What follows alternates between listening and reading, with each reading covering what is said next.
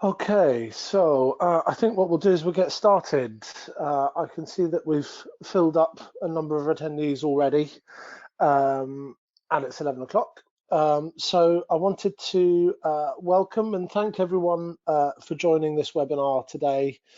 This is the latest in a series from Frosmo. We regularly put out learning materials to the marketplace. And today we're going to be talking about the movement or the shift from optimization to personalization for retail, e-commerce, travel companies around. And I'm really excited to have my friend Elise to join, who's actually going to be making the bulk of the comment on here today. Elise, would you like to just introduce yourself to everybody?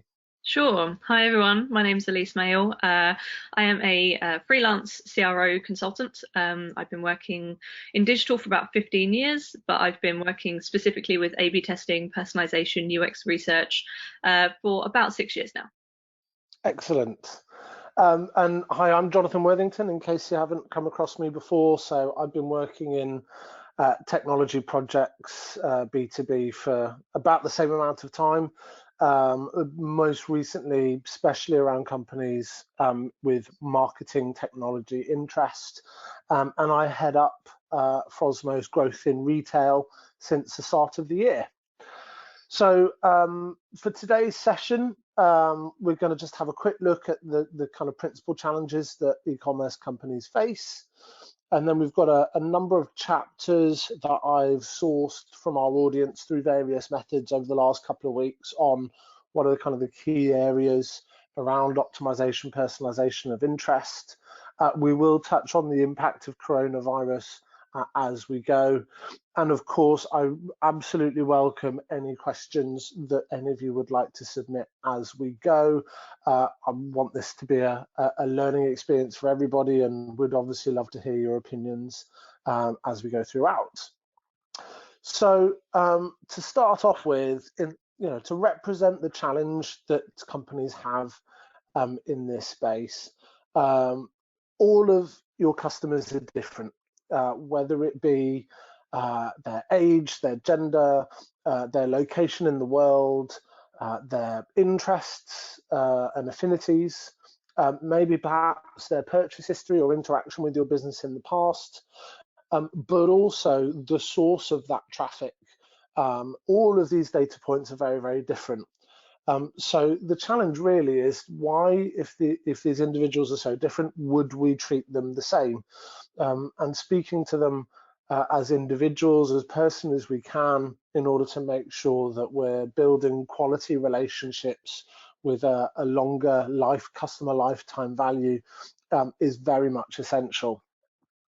So I'm going to kick straight off into kind of the first topic. So Elise, when we were talking previously, one of the big challenges that I've seen a lot of companies have is making sure they have enough content. How do you go about making sure that you've got enough materials to be using as part of your work? Sure. I mean, when it comes to personalization, the first thing we want to talk about is making sure that the content that you're showing people is relevant to the people that you're showing it to, right? So like you said, a lot of companies struggle with making sure that they have the right content for people. But the interesting thing is you'll probably notice that your marketing department is already pushing out content for all of these different times of the year. So you're already prepping content for Christmas, for Black Friday or the summer holidays.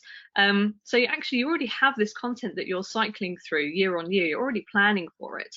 So it's really key to make sure that you're showing that content at the right time to the right people. You might even have, say, for example, I worked at a company where we had a really long page of copy. And all we did was take some of the content at the bottom of that page and shift it higher up and showed it to customers that had come in through a certain channel. So we already knew that they were going to be more interested in some copy, which was further down the page, shifted it to the top, and it really, really helped. Yeah.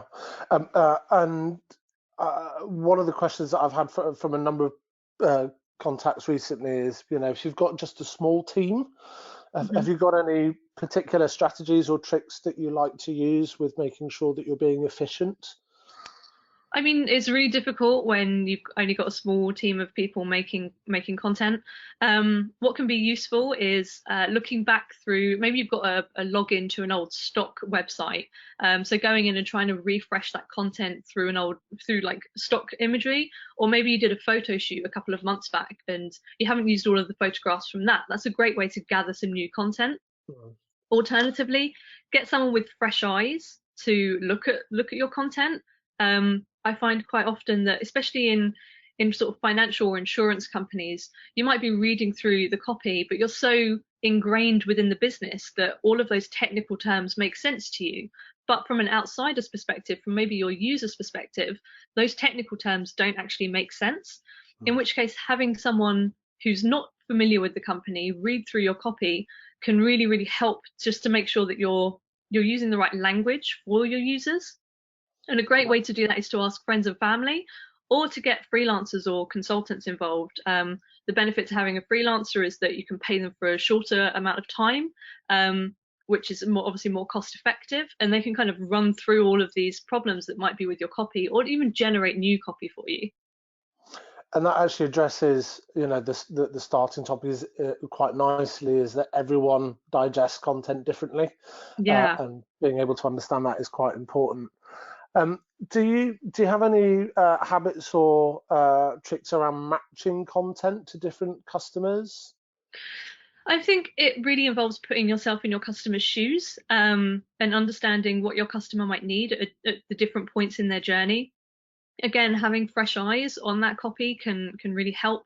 But even something simple as showing female clothing to female customers, or showing the last viewed items to a return customer. But I think the hardest part here is sort of segmenting those users and understanding what the different needs are for those different users. Yeah, yeah. And that actually takes us quite nicely on to the kind of next chapter. So I speak with all sorts of contacts around their segmentation, how deep they go and how detailed they can be. How do you start to organize your customers into segments? You got to start with the basics. If you've got tracking or analytics, or a tool such as Frosmo, then you kind of start with understanding what the basics are around your users. So that could be something as simple as a new versus a returning visitor. Maybe you've got loyal visitors that come back time and time again and purchase from you. What do they search for when they land on your website, or what pages are they browsing?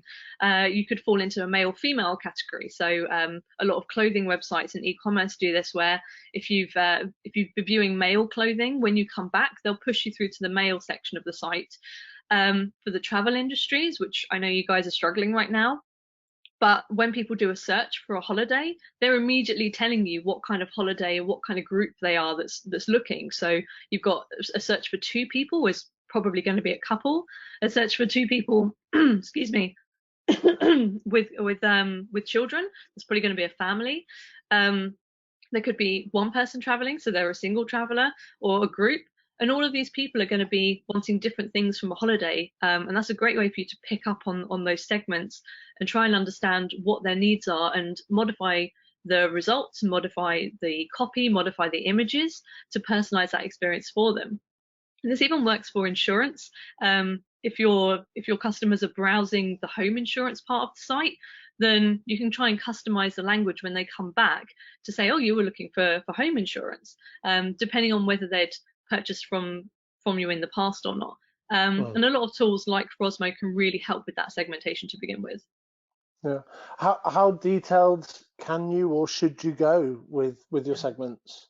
I mean, go as detailed as your tool can allow you to, but build it up gradually. Don't throw yourself into the segmentation piece. Start with the basics. And you should be experimenting with your segmentation. You can look at even like the landing page or the channel that people have come in from. Quite often you're probably running social media campaigns, in which case you already know a little bit about the audience. You could be advertising to a certain demographic on Facebook. If you're using URL parameters to push people through to a landing page from that campaign, then you can immediately pinpoint that particular person has come in from that demographic and make sure that the experience is tailored to them.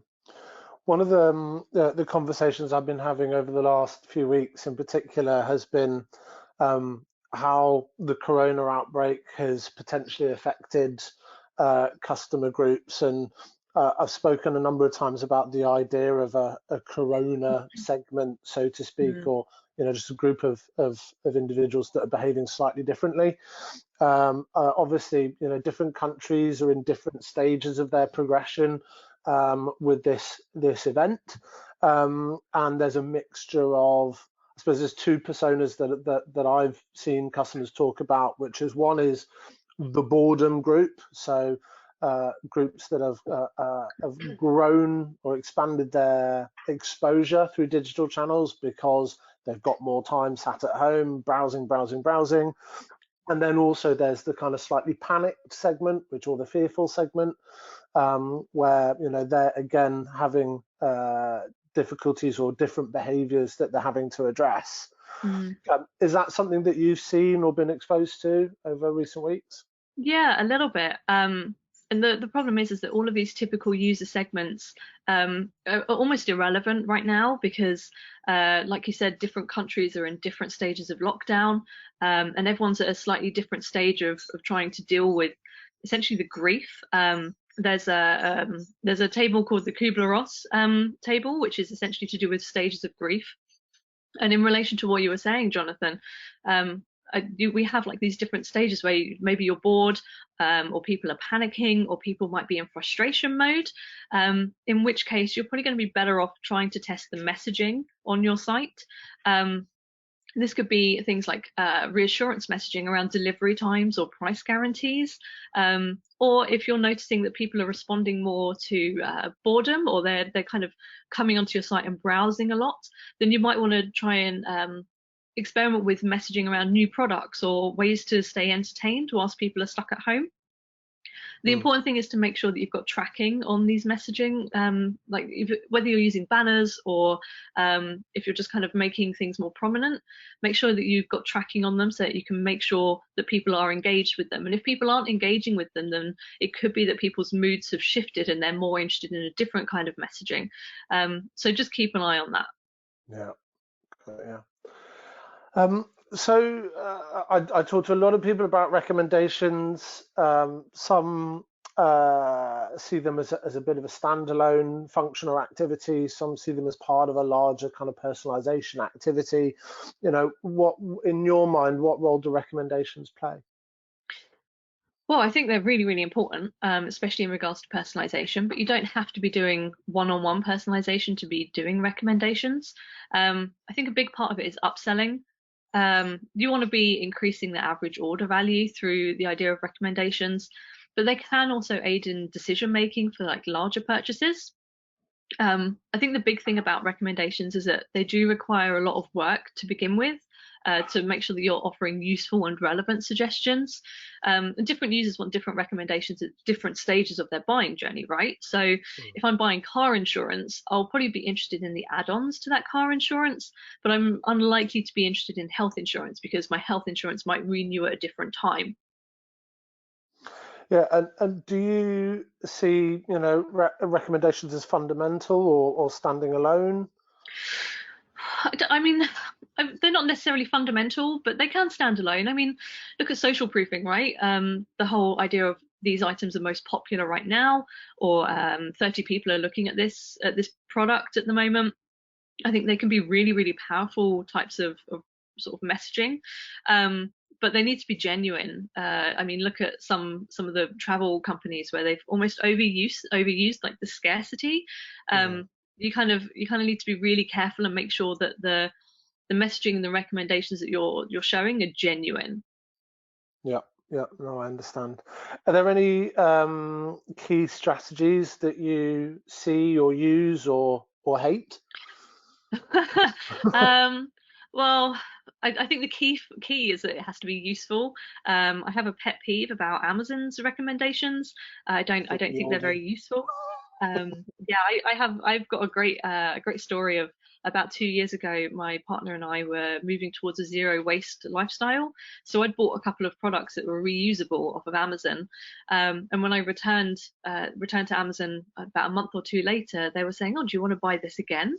Like, of course I don't want to buy it again. It's zero waste. This is a useless recommendation to me. So I find that really really frustrating. Personally, I'm also not a massive fan of recommendations of like upselling on carts, but Yeah. that's a personal thing. Actually, if you look at the data, those things do really work.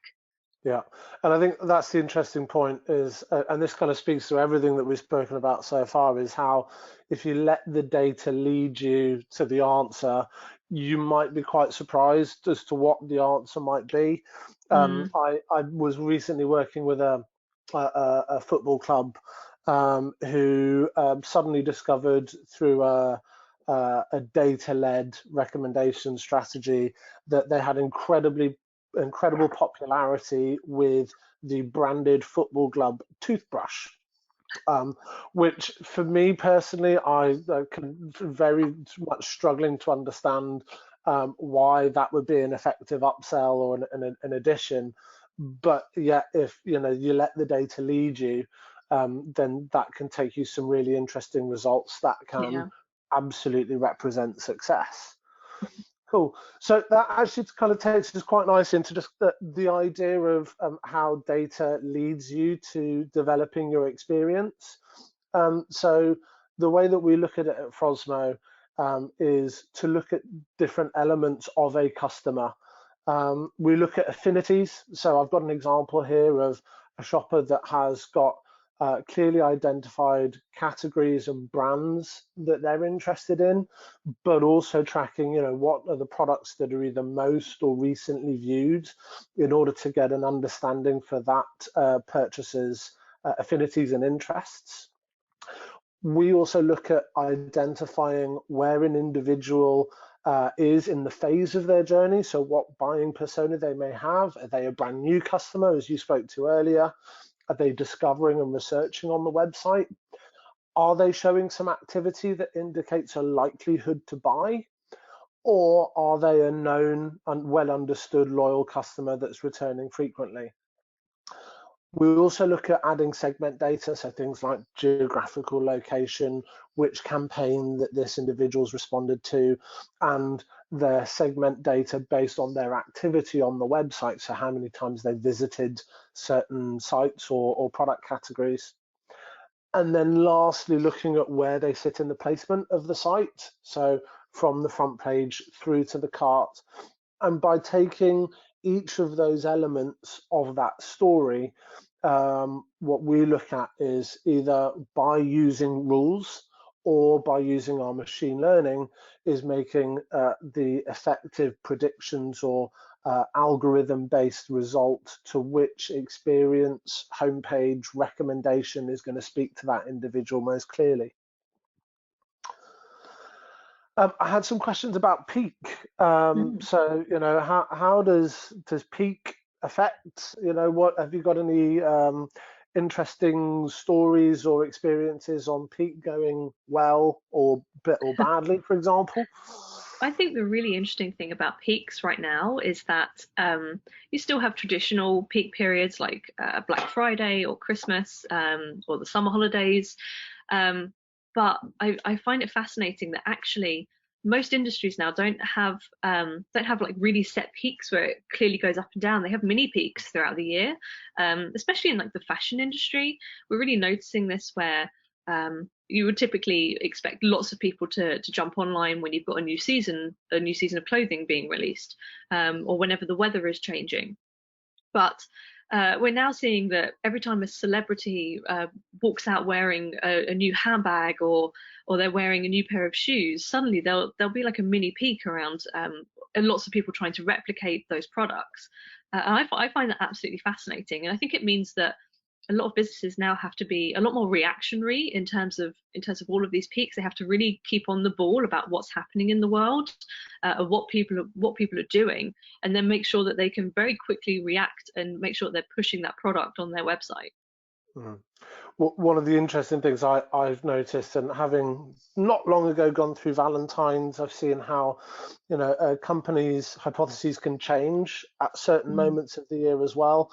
Um, Valentine's being a fabulous one for me because I'm very bad at buying gifts for my partner.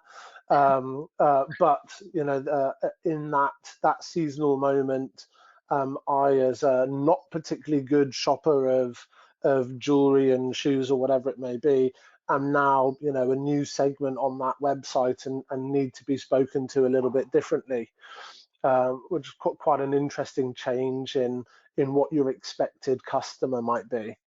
Mm. Yeah. Um, do you, if you do enter a peak and you're seeing problems, how can you adjust or change track? I think again it comes to keeping an eye on the data. If you're using something like Frosmo, where you've got this machine learning, which can almost automatically change the messaging and switch that content so that it's more appropriate, then that's fantastic. If you haven't quite invested or you're not quite at that stage, then just keep an eye on the data and try and switch direction. If you're Mm. running experiments, then don't be afraid to pause them and stop them, because the benefit to peaks is that you've got all of this additional traffic coming into your site. So it's a great time to be running all of these extra experiments, but there is a risk involved in that. And if you notice that you're sort of doubling down and things are going wrong, then just switch things off. It's really not a problem. It's much better for you to learn than it is for you to fail at that point because you're continuing to push through this experiment. I think that's the best thing you can think about when you are entering peaks and things look like they might be a little bit dodgy.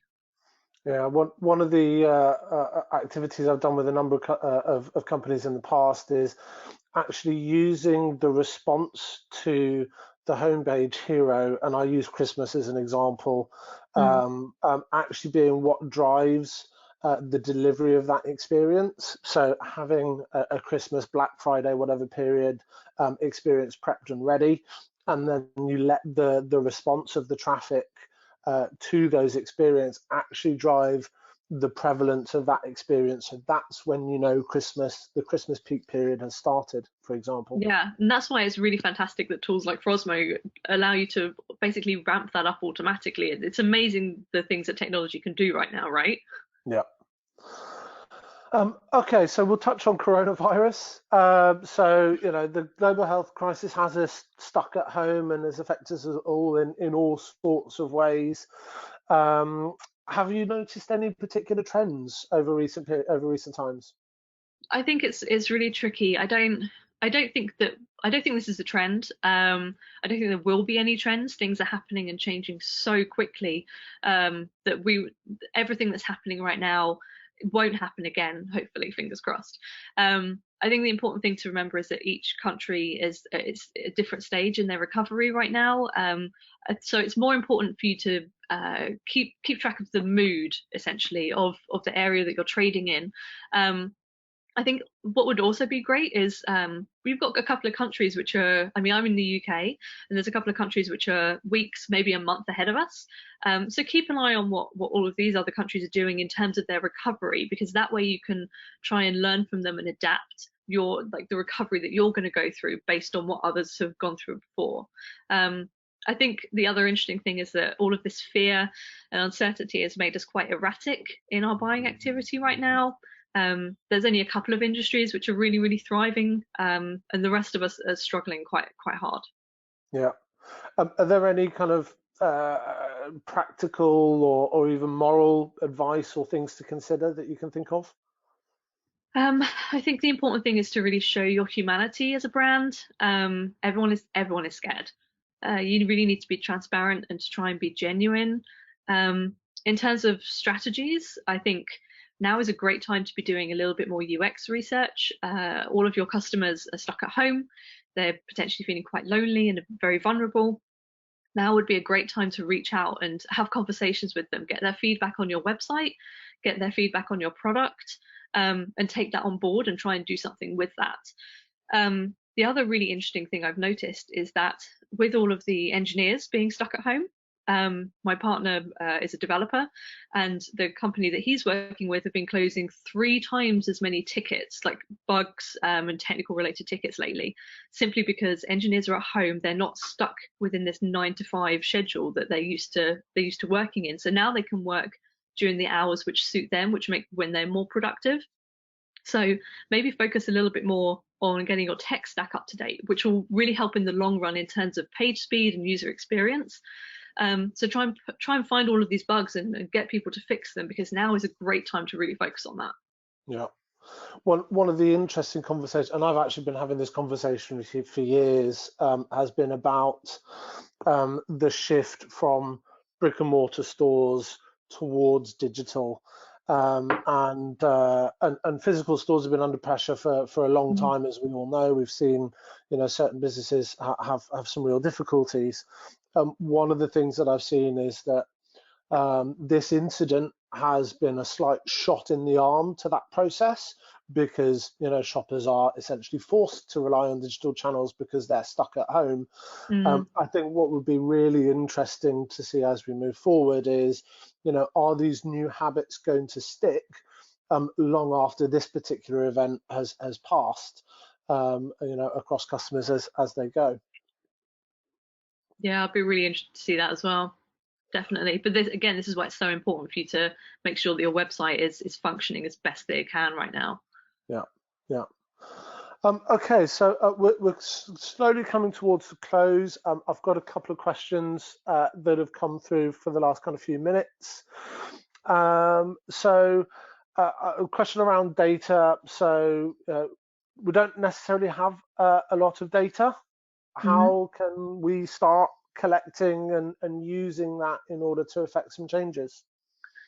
First thing first, get some analytics set up and start gathering that data if you have none whatsoever. I think you could also start doing UX, like I touched upon just a second ago.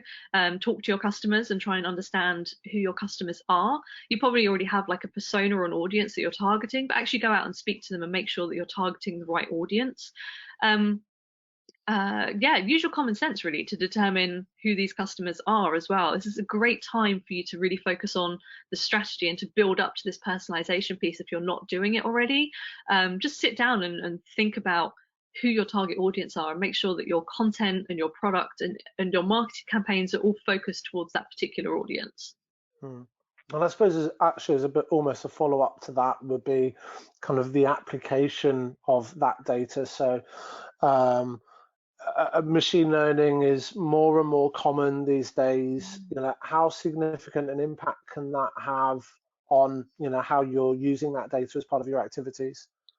Oh, I mean, it can have a massive impact, but again, you need to build up to that. If you're not doing machine learning or you're not using AI already, then don't expect to jump in feet first. You kind of need to build up to that. It really depends on where the business is in terms of its maturity. One of the interesting things I've seen with companies that have started leveraging machine learning as part of their projects has been that it actually frees up a lot more time, resource, creativity towards the more content and creative activities that they might want to do, because they're spending less time really having to figure out what the data means behind all of the activities that they're running as well. Yeah, definitely. I mean, that's a really great thing about machine learning, is that eventually you can almost just let it get on with it. It's fantastic. So it will kind of spew out all of the data, and you can take that data and go, okay, well, we know that in 3 months' time we're going to need content for this particular group because you've got this data from the last couple of years. And then you can essentially just load that content in and let the AI deal with it. It's fantastic. Great. Okay. So I suppose key takeaways that Elisa and I were hoping that our audience would be able to take from this session is that we both got a common thought that if you let the data drive you, it can lead to some really great successes, and it shouldn't be hard. So whether you're using a more rules-based or an automated process in order to drive those experiences, it's a compelling way to develop growth. Also, acting with integrity Yeah. with your customers in order to make sure that you're building loyalty and building trust. And then lastly, the more kind of positive piece would be that, Corona will eventually end. We've all been stuck at home for quite an extended period of time so far. And actually that's created an opportunity for learning, development, and starting to prepare for what the next phase might be. And that's it for today. So I wanted to thank everyone for joining the session today. We've obviously been very excited to continue dialogue with any of you as we move forward. Our contact details are below, and wishing you the very best rest of your day. Yeah. Thank you all for coming. Really appreciate it, and best of luck in the coming weeks. Take care. Thank you. Bye-bye.